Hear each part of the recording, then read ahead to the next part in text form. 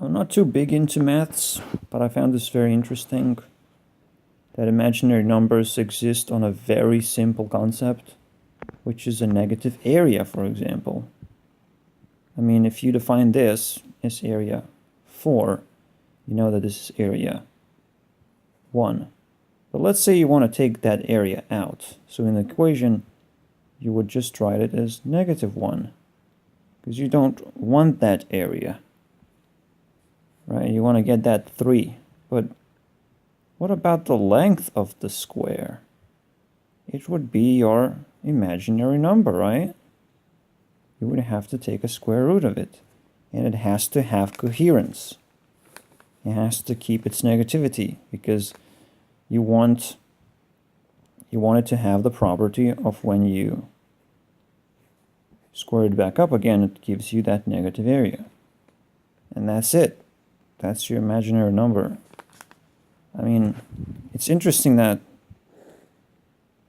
we might have had a bias back in the past to look at negative numbers and think that it's kind of weird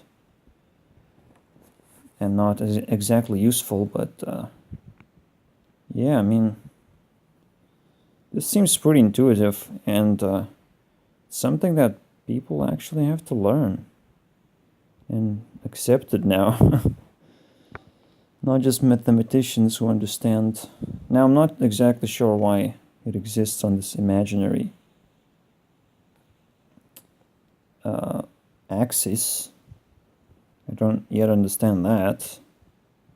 I mean, certainly I needed 2 dimensions to draw this square thing, so maybe it has to do something on that scale. So, but who knows? I just thought it was mildly amusing to discover this a little bit. Like, why didn't people discover this first instead of getting in trouble with equations? So that kind of makes very little sense, the way people looked at math. Jeez. I mean, this is so simple.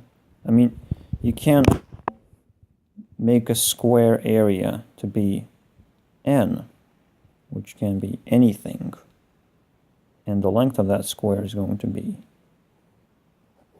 -n if you make the n negative. If your intention is to take away the area, not to add it, which is interesting. And again, the coherence means that the intention has to persist, and you have to gain the same result if you want to calculate the area.